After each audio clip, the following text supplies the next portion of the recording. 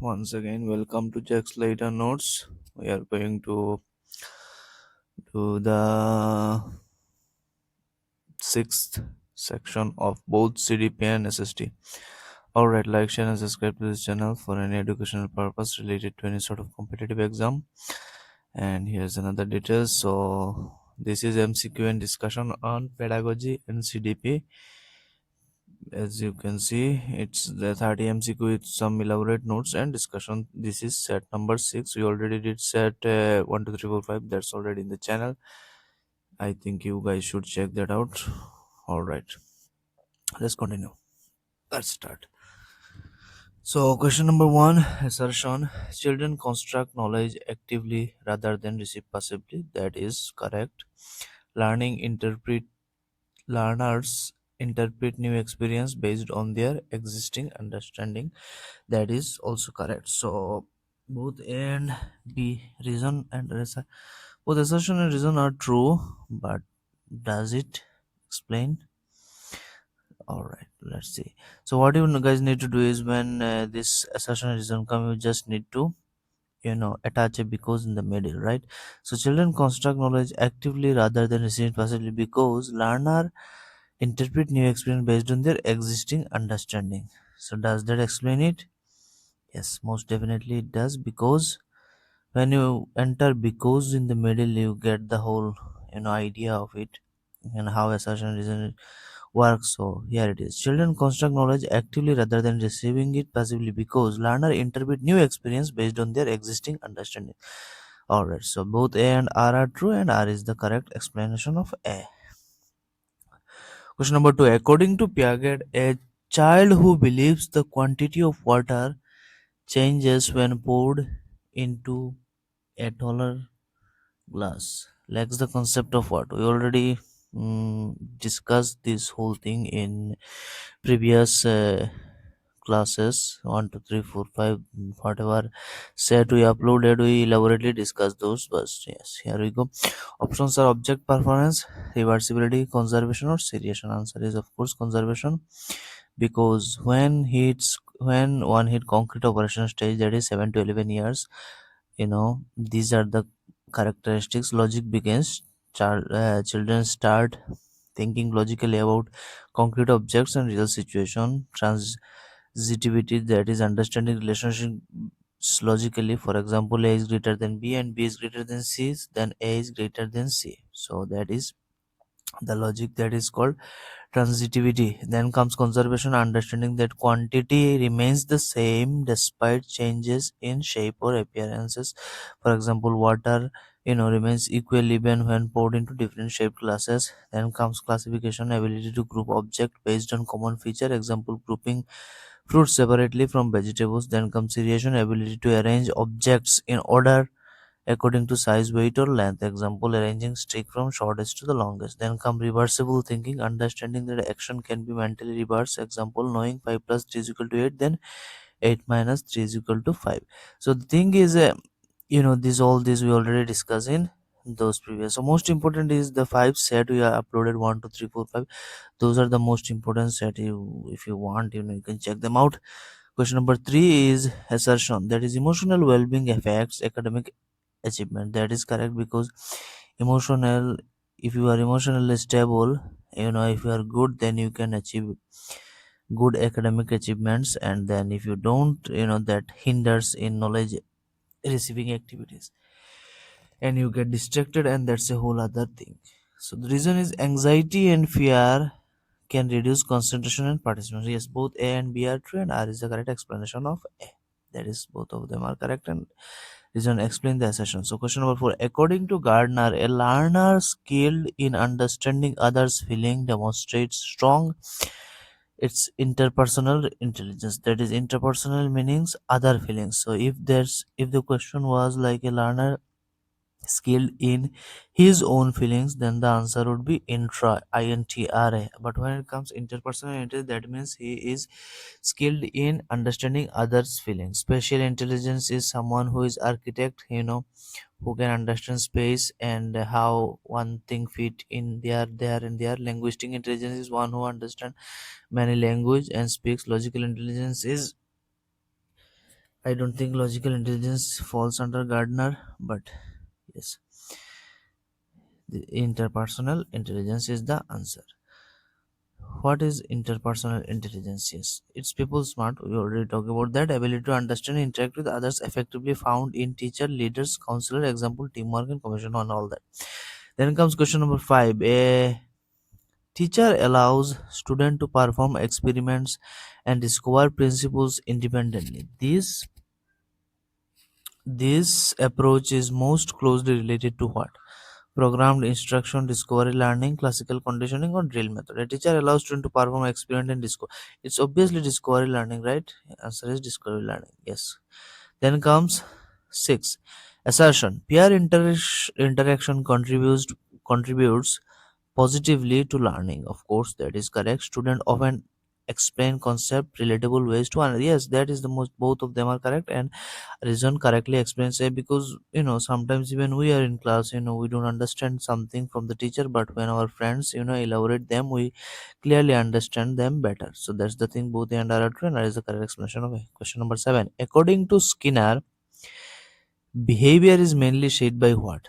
B.F. Skinner, you understand what he talked about. Behavior is mainly shaped by reinforcement and consequence, and that means punishment and all that, positive, negative, and those things. So the answer is reinforcement and consequences. So what did B.F. Skinner did is, you know reinforcement, punishment, opera. His theory was operant conditioning. So Skinner believed that learning happens through reward and punishment, right? Behavior that is rewarded is repeated, while behavior that is punished decreases. Meaning, if a student, if a student does homework and you reward him, chocolate or anything, he will start completing homework more often, and every day he will be punctual and everything. But you know, if he has bad habit, like the seeing watching reels all day, and if you punish him for that, he will stop watching reels and do something productive. So that's his theory. It's not always correct. These days kids, when you punish them more, they started doing this more.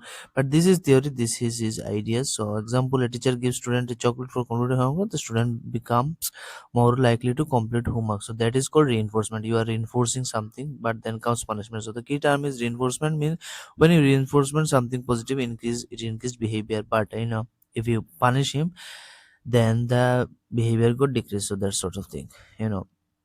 So that's the thing. But his theory, there's classical condition, everything we already discussed in the first 5 set, we already uploaded in the YouTube. So question number 8. Which of the following is the best example of positive reinforcement? Removing privileges after misbehavior, praising a student for good performance, giving punishment for mistake, or ignoring classroom part. So ignoring classroom participation is totally wrong. Giving punishment for mistake, that is also wrong. Removing privileges after misbehavior, I don't think so. Positive reinforcement is praising a student for good performance. Yes. So when we praise a student for his good performance, that is positive reinforcement. What would be negative reinforcement? We'll talk about that here. So reinforcement is a concept from behaviorism that increases the chance of behavior happening again. It is mainly associated with B.F. Skinner. Yes, positive reinforcement is what? Positive reinforcement is adding something pleasant or rewarding after a desired behavior to increase that behavior. Like when you see good things from a student, he is doing great, he's completing homework, he's great, getting grade A in every class, and you reward them. When he receive the reward, he gets more doing that, because everybody loves praises and rewards and prize and everything. So that would do what? He will, behavior increases. So even in corporate sector, if employees get bonus, more often, weekly or monthly, they would feel more included in the company and do more work and finish all the assignment in time. all the deadline hits all the deadline and everything. So example is praising a good student for good performance, giving chocolate for completing homework, awarding marks or certificates, those sort of thing. Its educational importance is it motivates learner, builds confidence and encourage repetition of good behavior, because when you do praise children or give them something, reinforcement, they would get what motivated, and that build confidence, and that also encourage repetition of good characters. They would do good things. But when you ignore a student, he starts sometime, when your child starts to get a bit shady. So that's the thing uh, about this. Key point is something pleasant is added, you are adding something pleasant, and that reinforce him to do something better. Then comes negative reinforcement, but negative reinforcement is also in a sort positive reinforcement. You'll understand it after we finish this explaining. Negative reinforcement means removing something unpleasant after a desired behavior to increase that behavior. So formula is desired behavior plus removal of unpleasant thing, that is behavior increase. For example, you see it's a very funny one. It is also positive reinforcement, but its name is negative reinforcement. For example, a student does very bad things, right? And you give him way too much homework, because every day you are giving him homework because he is bad apple. So what you do is, the first day he did every homework you assigned him, the next day as a punishment going on, you are giving him back to back homework. But you are seeing that he is getting good, and every day he is completing his homework well, and he is very punctual in class, and he is very nice and clean, and he is doing all good things. So what you do is you cancel extra homework when you are seeing student doing well. So that is negative reinforcement, but it's also anyway positive reinforcement. So examples are canceling extra homework when student behave well, right? Stopping scolding after homework is completed, removing restriction after improvement. So when you are seeing improvement, you are so for example, a student is very bad handwriting, and you give him what 10 pages to write every day. Once you see that he is improved and has nice handwriting, you would say let's do 5 and eventually 1 and eventually none. Education importance is encourage discipline, of course. Is encourage discipline, promote desired behavior and avoid unpleasant situation, that sorts of things. Something unpleasant is removed, that is the something unpleasant that you earlier added now removed. So both of them are in a way positive. So difference between positive and negative reinforcement are: basis is what meaning of positive reinforcement, adding pleasant stimulus. Negative reinforcement is removing pleasant stimulus. Purpose is increase behavior, both of their purpose is to increase good behavior. Example, giving reward, removing punishment or task. In nature, reward based, and the negative reinforcement is relief based. The student get relief that he don't have to do that more because he was good, and in future he will do good things to stay his situation right way. Important note is both positive and negative reinforcement aim to increase behavior, aim to increase good behavior, right? Positive reinforcement is add something pleasant, negative remove something pleasant. Neither is punishment. So that's what I am been telling you guys, that positive, and even the word is says negative, but it's in a way it's not punishment, is a good thing. Question number 9: which of the following best reflects inclusive education? Teaching all learners through identical method. So no, that's not actually identical method. If that's equality, but equity, you need equity in inclusive education, I think. So segregation children, no. Adapting teaching strategy according to learner needs, that is equity, and that is the most best reflection of inclusive education. Ignoring diversity in classroom, that is totally wrong. So the answer is adapting teaching strategies according to learners needs. Which of the following is not a feature of progressive education? Learning through activities, that is a feature of progressive education. Child-centered pedagogy, that is also a feature of progressive education. But your question says which is not. So inquiry and exploration, that is also a feature of progressive education. Rote memorization as the primary method, that is totally false. So that is not a feature of progressive education, and that is your answer. So rote memorization as a primary method is totally not a feature of progressive education. Hence, your answer is rote memorization as primary method. So then comes question number 11. According to Piaget, children in the formal operational stage can think only through physical action, or understand object permanence only, or perform abstract and hypothetical reasoning, or fail to understand conservation. So what does a children in formal operation stage can do? He perform abstract and hypothetical reasoning.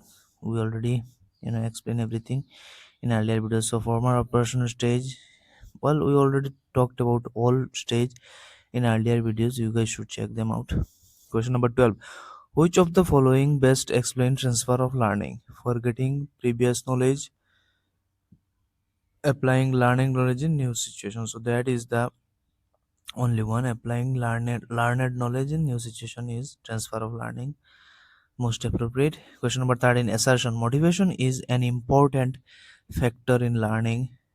Reason is motivated learners show greater persistence and engagement. Yes, both of them are true and are explained correctly. Explain assertion. Reason explain assertion. That is true. You need motivation to do good things, and motivation is done a great deal in success.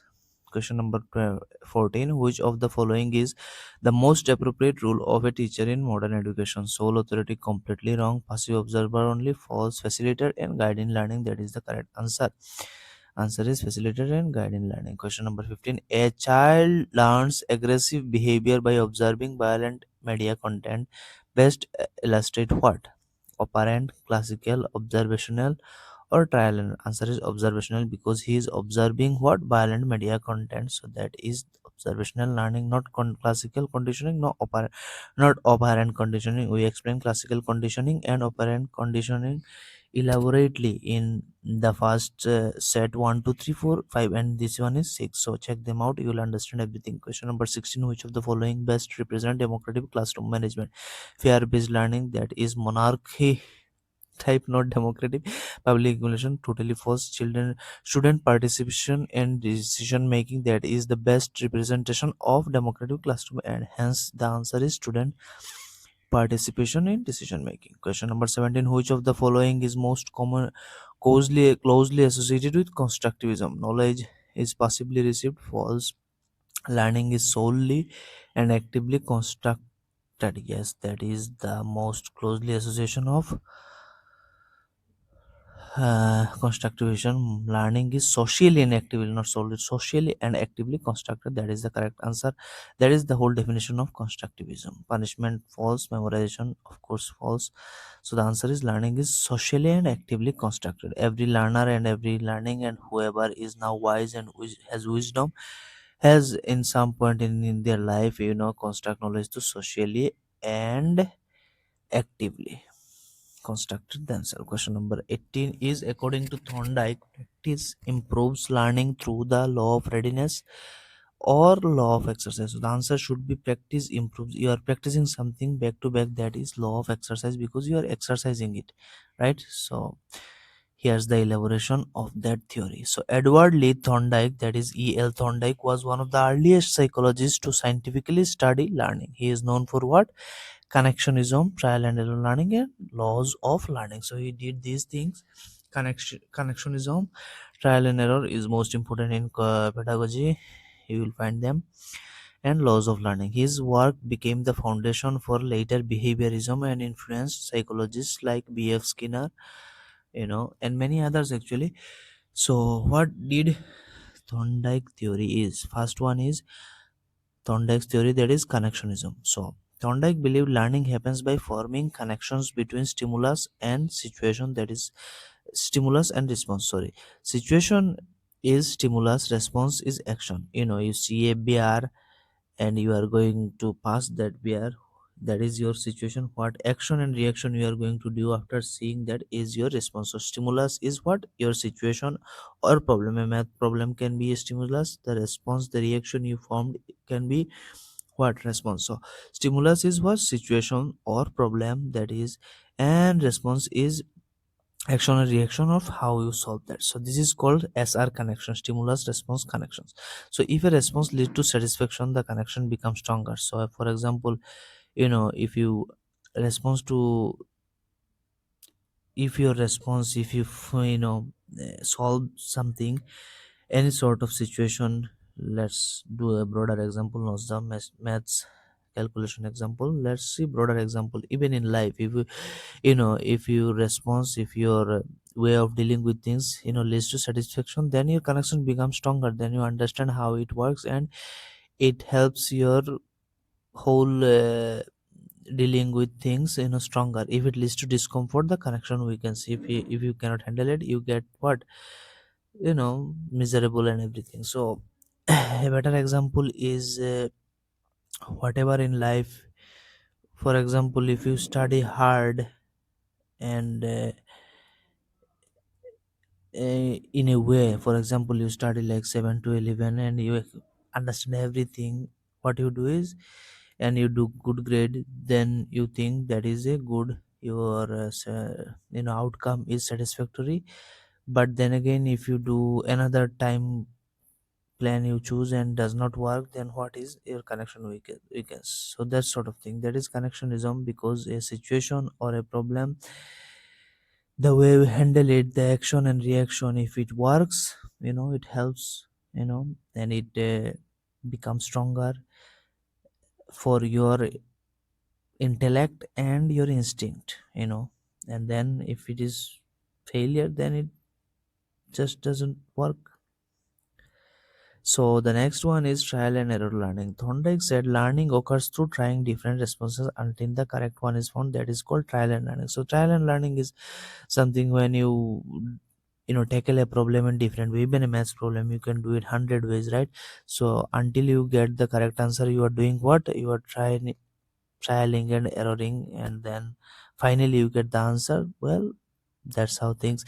So likewise, if you try to ride a bicycle, you fall a couple times, then you stand. So that is just trial and error. Famous puzzle box experiment he did was on hungry cats. So experiment was that a cat placed inside a puzzle box, and food was also kept outside. It's a puzzle, it's a maze, right, maze. And so box kept outside, box could be opened by pressing a lever or pulling a string or whatever, all those booby trap sort of things he did. So what happened was is the fast cat scratched randomly, jumped and pushed wall. Eventually by accident it pressed the lever, door opened, cat got food. So accidentally he pressed the lever and door got opened. For example, after many trials, wrong movements decreased, correct. So after that he also did, he just didn't get the answer, he's a cat. So he again did wall scratch and everything, then he push on that lever and get the food. So after many trials and error, he get the answer, what, wrong movement so then what happens was wrong movement got decreased and he get his correct way of getting the food. So that's the thing. Even in life, if you fall and you just don't start learning, you think, for example, let's talk about something like you are preparing for CTET examination, right? Then you did this, you failed, but you are, every time you fail, you are learning something more, right? So even it is in sort, not completely, in a way it is trial and errors. Error meaning you failing, but ultimately you getting there, you are doing more and more, you acquire knowledge and some, you getting information and everything, and eventually you pass, meaning the wrong moment it is. It's not really a strong example, but just trying to be relatable, related to this particular things. But this is the perfect example, a cat doing many trials, many errors, and finally getting the right one, his error getting decreased, and the way one that get his food getting increased. For example, if you do like stock, if you get profit, you get loss, then ultimately the way you do all those ways, trial and errors, then ultimately you are realizing that this one is the way to get profit, and you starting doing that more, and other one is less. Also not a very strong example, but it works. Learning occurs gradually through repeated attempts, right? Elimination of wrong responses, yes. Strengthening the successful responses, yes. That is trial and error learning. What are the characteristics of trial and error learning? Random attempts at first, learner tries many responses, right? Error gradually reduced, that is also true. Wrong action disappear over time. Random attempts at first you do, learner tries many responses, then error gradually reduce, Practice makes perfect, but all practice does not have a right answer. Many of them are wrong, many of them are right. Until you perfected it, error gradually reduce, wrong action disappear over time, successful responses strengthen, correct behavior becomes habitual. Practice is important and repetition improves learning. Then the third of Thorndike law is laws of learning. There are these are the most important part of his theory are primary laws. Number one, primary laws is what? Law of effect, most famous. That is law of effect, meaning responses followed by satisfaction or strengthening responses followed by discomfort are weakened. That connectionism we already talked about. Meaning reward, for example, if a student gets reward, what happened was, you know he would do stop doing bad things and he will do good things, and those good things, whatever these good things getting him reward, he will do that. So reward strengthened behavior, unpleasant outcomes weaken behavior, right? Example, a student guides studies hard and get praise, result is student studies more in the future to get those praise and got those rewards. But if a behavior causes embarrassment, it is less likely to reward. If he failed and he will not try harder. But then there's also negative reinforcement can be applied. Yes, this law later influenced what? Reinforcement theory, operant condition, behavior modification, and especially the work of BF Skinner are specially condition, as it is condition. One thing, if you give one thing good, then bad thing decrease. That's the whole thing about conditioning classical. So this is why BF Skinner works. Yes, then come law of exercise, meaning practice makes perfect, practice strengthen learning, practice makes perfect. Two parts of that law is law of use, you mean repetitive use strengthen connection, daily math practice improves skill, right? So if you do it repeatedly, it will strengthen. Then law of disease, if you stop doing it, then you will, because lack of practice weakens learning. For example, language forgotten after years without, even if you are cycling, if you cycle daily, you know how to ride it fast and you know every turns and angles. Then if you don't cycle, you know it weakens that. And finally, it will be very rough edges to ride that bicycles. That's another weak example, but it works. Law of readiness is learning occurs best when the learner is mentally and physically ready.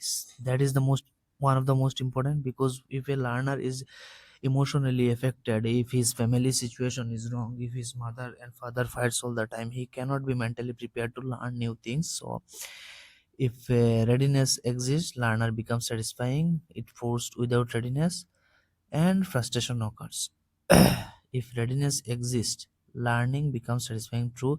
If forced without readiness, frustration occurs. If learning is forced, he is not ready to learn something, he is feeling distracted. If you push the student to learn something, he won't learn, rather frustration will occur. Teaching advances, for example, teaching advanced algebra to a child not mentally prepared may create confusion. Likewise, his stage of learning, if you get a nursery student and try to push him down the theory of quantum mechanics or whatever, it won't work. You need to be ready to do that. So that sort of thing.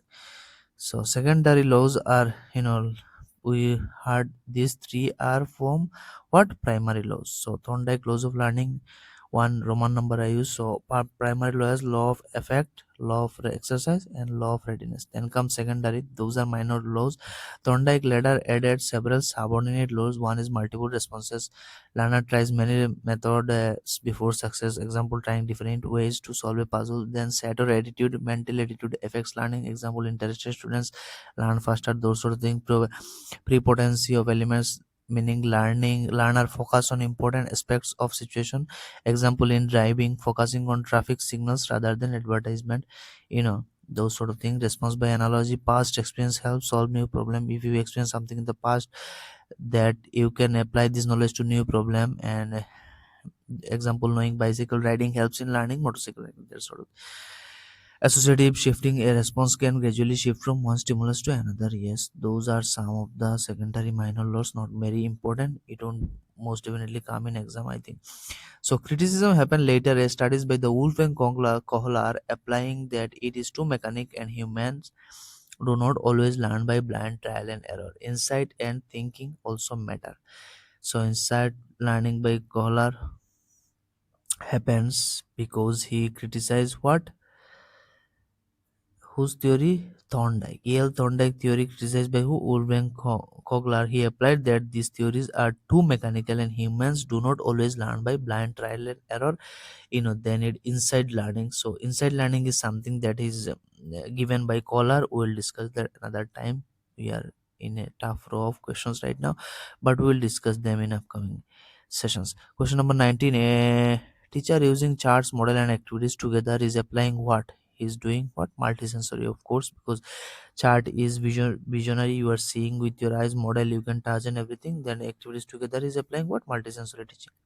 But rote learning is not. Your memorize lecture only is one way. Punishment is not something we apply here. Question number 20 is learning is best defined as what? Temporary change due to fatigue, false, permanent change in behavior due to experience, or change caused by growth. Answer is permanent change in behavior due to experience. When you understand something, when you learn something, that you are doing something, you are doing bad habit, for example, uh, biting your nails or something, until you learn that it cause some disease, what you do is permanently change that behavior, right? So education is like that. From you come into this world with very less knowledge, and until you are constructing knowledge socially and actively, what you do is you learn things, and learning things about things does change your behavior permanent, because you are experiencing things. So this is your answer. Learning is best defined as what? Permanent cause in change, permanent change in behavior due to experience. Then comes question number 21. Which of the following is a primary agent of socialization? Of course, primary is family, not television, not weather, not machine. Answer is family. Question number 22. According to Piaget, children actively memorize facts only, not construct knowledge. According to Piaget, children actively what? Memorize facts only, no, construct knowledge through interaction. That is your answer, because the children construct knowledge through their instruction. That is your answer. Question number 23. Assertion. Motivation influence learning, correct. Interested learner participate more actively in learning. This both A and B are correct, and R explains A. Question number 24. Lev Vygotsky emphasized the importance of what? Lev Vygotsky emphasizes the importance of social interaction in learning. We already know that. We already discussed in the first 5 pages sets of PGT Cdp. We uploaded which of the following is an example of positive reinforcement? Giving praise for good work. Yes, that is the answer. Giving praise for good work is positive reinforcement. Already talked about that. Assertion. Emotional security helps children learn effectively. True. Fear and anxiety reduce participation and concentration. That is also true. So both A and R correct, and R explains A, because emotional security helps in children learning effectively, because fear and anxiety reduce participation and concentration. So both A and R are true, and R explains A. Question number 27. According to Thorndike, practice strengthens learning. That is known as law of exercise, because your practice make perfect. We already talked about the question number 20. Which of the following is an important principle of child development? Development is same for every child. Not really. Development occurs randomly. It I don't think it does follow a sequence. Sometimes it happens randomly, but also a sequence sometimes. Yes, not randomly. Development follows a sequence. That is true. So which of the following for a child? Oh, sorry, not human but child. Yes, when you are young, when you are a child, it does follow a sequence. Then you go to environment and everything got messed up. According to the Brunner, student learner best through what? So what is Brunner theory, and how does student learn best? His theory was discovery learning, and student learn best through discovery. They under discovery learning. The idea was given by Jerome Brunner. Brunner believed the student learn best when they actively discover knowledge. That is true. Its whole method: teacher acts a guide and facilitator. Teacher doesn't giving student many things. Student discovering things through their what? Asking question, explain, find solution, and everything. Instead of directly telling student plants need sunlight for growth, the teacher may let student grow one plant in the sunlight, another in darkness. Student observe the difference and discover the concept. So that is Jerome Brunner's. Uh, Here, Jerome Brunner, as an important educational psychology, believe the student help student explore, not just memory, completely discourage memorization. And yes, we will continue. All right, let's understand Jerome Brunner a more proper way. So he was an important educational psychologist who believed that education should help students think, explore, and discover, not just memorize information. He was strongly influenced by cognitive psychology, which focuses on how the mind thinks, understands, remembers, and problems, solves problems. Because you see, he wanted students to think, right, explore, and discover on their own. It's called discover. They understand when you, like the example we taught earlier, instead of just saying to student that photosynthesis work this way, make student grow one tree in light and one in dark. Those sort of things mean not just theory, it's practical learning. Discovery learning is practical learning. When you cut that fish open in zoology laboratory, you understand more than just what you read and memorize in the paper and notes. So this sort of thing. Brunner believed the student learn best when they discover knowledge by themselves. Yes, instead of giving direct answer, the teacher should create situation for exploration, ask guiding question, encourage curiosity and problem solving. The learner become active, not passive. Discovery learning is a method where students observe, investigate, experience, compare, analyze, reach conclusion on their own. So that's the thing. Discovery learning encourage active participation, curiosity and inquiry, learning by experience, and problem solving. Also intrinsic motivation, because when you are doing things on your own, the curiosity arises within yourself, and that's also motivate intrinsically, and that helps in a good way. Role of teacher in Brunner theory is facilitator, guide, helper, organizer, or explainer, not just giving giver of information. He is a facilitator. Teacher should provide hints, ask questions, and create learning situation. He's not giving the facts and figures of what they should learn. He's creating a situation. For example, he's uh, even a planetary motion, he's giving all the planet how sun rises and everything, a model. And what student is doing is observing in daily life, you know and sun rises, how many minutes daylight stays, night, and everything, a month, a season, everything, that sort of thing. He's giving what, a visual treat, and they are discovering for themselves how day and night and everything work in the solar system, those sorts of things. Brunner theory of representation is, Brunner said children learn in three ways. Number one is in inactive representation, meaning learning by doing. Children learn through action and movement. As children learn cycling by actually riding a bicycle, not just some teacher saying that's how we ride a bicycle and that's how we do things. Is learning is by riding a bicycle. Then come iconic representation, that means learning through images. Children learn through pictures and visual models using diagrams, maps, charts, and videos. You don't learn about solar system with just going to space. You have to learn through videos, audios, charts, and everything. Audio meaning follows recordings and everything. Then comes symbolic representation, learning through symbols. Learning through language, numbers, and abstract symbols. Example, solving algebra using mathematical symbols. You learn through symbols. That's how you understand math. These stages are not strict age stages like John Piaget. If you see John Piaget in the earlier videos I uploaded, 1 2 3 4 5, you will see how stage work done by John Piaget. Brunner believed all three forms can work together. Everything can work together, doesn't have a stage for everything. Then come spiral curriculum. So a curriculum approach by or pro- a curriculum approach proposed by Jerome Brunner, in which important topics are revisited repeatedly over time with increased depth and complexity, meaning learner return to same concept repeatedly but each time with more advanced understanding. He believed any subject can be taught at any age if presented properly.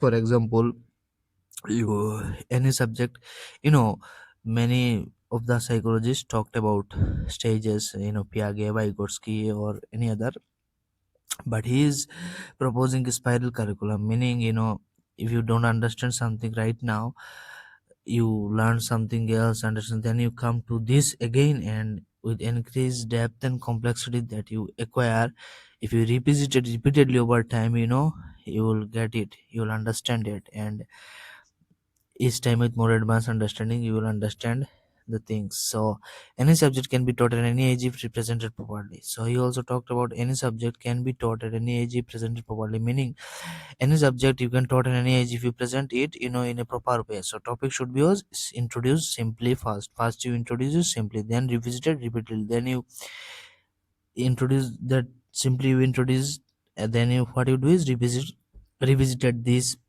simple introduction repeatedly, each time at a deeper level, not just give the all information. For example, if you want to talk about again solar system, you talk about what, introduce it in a, hey, this is a ball and these other balls are rounding and rounding, then you say this ball is sun, and then this art, these are called planets. So that sort of thing. For example, if you go to like ChatGPT or any other AI, artificial intelligence, and you don't understand something, what you do is, for example, the other day a kid is not understanding how GTP works, so what you do is go to ChatGPT and say, explain ChatGPT to me, here ChatGPT explain, GTPT, what am I talking about? Explain GDP and how GDP works like I am a 5 year old. So, you know, what Chat did is explain that to that kid in a way that for a 5 year old kid. So that sort of thing. And each topic should be introduced simply first, then repeated each time at a deeper level. So if you say like a 5 year old, then you go 17 years old, that sort of thing. This is called spiral curriculum. You are spiraling through the thing that you wanted to teach or make them understand. You are doing what is spiraling. Example of spiraling curriculum is child early class child learns is earth revolves around sun, right? That's it. Then comes what, higher class student learns later learns what, gravity, elliptical orbit, planetary motion. Same topic returns with increasing complexity. For example, UHS metric, you get the sense of dark light, dark cycle, light cycle, then you ages, everything changes, then you go to graduation and everything changes about dark cycle and light cycle, but you are introduced first, right? But you didn't know how it works, but eventually, for example, DNA, dinucleic acid, RNA, ribonucleic acid, but those things, ribo has a big name, then you you understand and know it later in more advanced classes. So that sort of thing. Same topic returns with increasing complexity. So Jerome Bruner believed that true learning happens when students actively discover knowledge through exploration and guided problem solving. Anyway, here's we are in the last question. Howard Gardner's theory of multiple intelligence suggests that intelligence fixed no and different kinds of abilities. No, yes, intelligence consists of different kinds of abilities. Not one person has all kinds of abilities, but every human being in a different way or intelligence in different fields. Children in is only genetic. No, intelligence cannot be developed. Intelligence cannot be developed. Okay, maybe. So the more right answer is intelligence consists of different kind of abilities. Yes. For example, we talk about what, uh, bodily kinesthetic, intrapersonal, interpersonal, and many things, spatial, and all those things. You talk. Yes, here is it. Multiple intelligence. Howard Gardner, he wrote in the book Frames of Mind, 1983.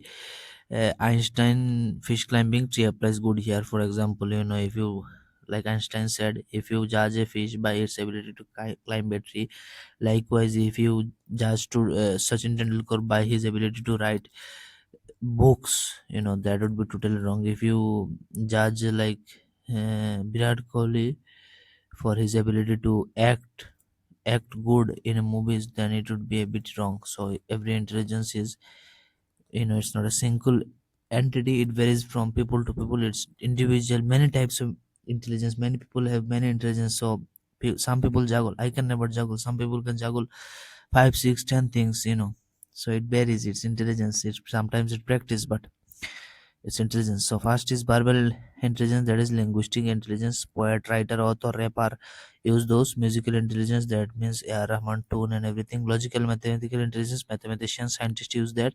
Spatial intelligence, space, architects, sculpture, you know, not space by outer space or anything. Space means play a place of space, not outer space. Architects, sculpture, they use make buildings and everything. by understanding where to put a wall and those things. Bodily kinesthetic is, sports person, surgeon, the way they use their hand to cut inside those things. Right, understands. Interpersonal intelligence is more than one others. You talk about, you understand the feeling of other people, not just yourself. Not if it's just yourself, then it is interpersonal intelligence. Self-aware, like Buddha. No things. Naturalistic, sometimes like Spanish naturalistic. So no, naturalistic is biology, zoology, gardener. Naturalist stuff. Existential is not comes upon these eight types. It's something existential into who am I, and you go to spiritual plane. It's the last thing that Howard did. So here's more elaborately is linguistic. We already know that, founding writers, biological, mathematician, scientist, spatial architect, design, and all those musical like yeah, Rahman and everything. Bodily kinesthetic, LeBron James, Michael Jordan, those people. Interpersonal, people smarts. Sometimes some people can do communication very well, teamwork. Those pyramid skill people have, pyramid scheme people have those. Very well. Interpersonal is one that is self-aware, self-smart, know his self, where he is extended, where he is, his self-reflection is good, he knows himself. Naturalistic is those, identify nature, plants, bird watcher, zoologist, botanist, those things. And later Gardner also discussed existential intelligence, that is ability to think about life and existence, but the commonly concepted model contains eight intelligence. So remember, these are the only eight intelligence that you need to understand, that is linguistic, logical, spatial, musical, bodily, interpersonal, naturalistic, these eight. But if says if says emotional intelligence, for example, says option given emotional, linguistic, and for client playing all those things. Emotional intelligence, Howard Gardner did not talk about emotional intelligence, remember that, and many other intelligence. So you just keep in your mind these eight, so that if any other sort of intelligence arrives and claim that it comes under Howard, you say no, and that's the thing. That's how you learn. Anyway, thank you for watching. Like, share, and subscribe to the channel, to the videos. Just let us know, study hard, work smart. So yes, goodbye and have a nice day. And like, share, and support us.